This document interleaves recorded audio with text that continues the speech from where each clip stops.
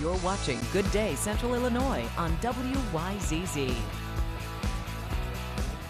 Welcome back. This morning we have Dr. Brian Curtis joining us for another segment of Ask the Doc. And we're taking a look at the science behind dementia and just some of the things that you could do to prevent cognitive decline. Good morning, Dr. Curtis. Thank you for joining us this morning. Thank you.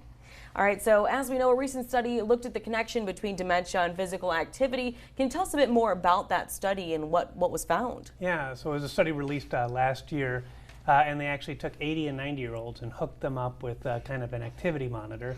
And then after they died, they looked at their brains and noticed the people that were more active actually maintained the inner connections within their brain than people that weren't as active. And it kind of backed up the study that's showing physical activity later in life can have a 30 to 80% reduction. In the UK, they showed a 50% reduction by getting 10,000 steps a day.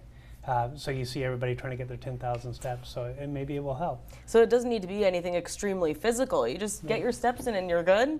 Well, you hope. You know, now these are observational studies, right? So Sure. are healthier brains more likely to be active than non-healthy brains? You don't know, but there is a correlation between the two. All right, and then why is this something that's happening? You know, they're not quite sure, but a lot of it has to do with kind of maybe modifiable risk factors, right? You know, so people that are more well-educated younger in life tend to have more resilient brains. And so if you look at them later in life, even though they may have brain signs of Alzheimer's, they don't actually show signs of it because their brain is more resilient. So that's kind of one of the things that they're thinking about, is just those interconnectivities are improved. Is there any kind of, aside from physical health, is there anything mentally that our older population can do to try and, you know, keep your mind sharp, whether it be games or whatever it may be? Yeah, a big one is hearing loss. And so people don't think about that, but there's a big stigma about wearing hearing aids in our communities. But they've actually shown the biggest modifiable risk factor is actually correcting hearing loss. And so hearing loss leads to social isolation and actually decreased stimulation to your brain. And so that's a big one. Another one is actually seeing your dentist.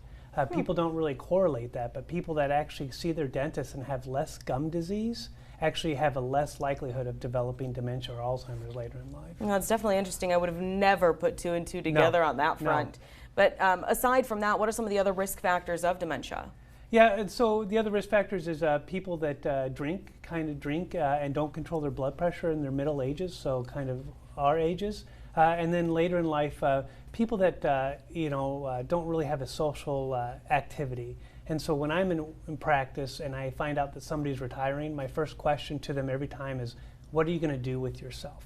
You know, and it can't be I have a honey-do list, but because people they become socially isolated, they decrease talking, and actually that has a higher risk of dementia. I was going to say, I'm sure during COVID-19 that did not help. It was a huge thing, and that's what we're really stressing, you know, check in on your people, check in on your loved ones, really stay connected with them and keep them socially interactive. But, you know, with our elderly population, that they become socially isolated. Their friends are dying, and so really it's important to get them back out into the community.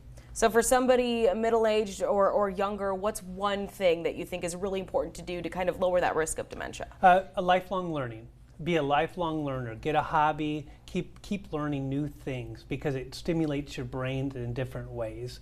The other thing would be to limit your alcohol use in your middle ages, and then really get in and make sure your blood pressure is controlled.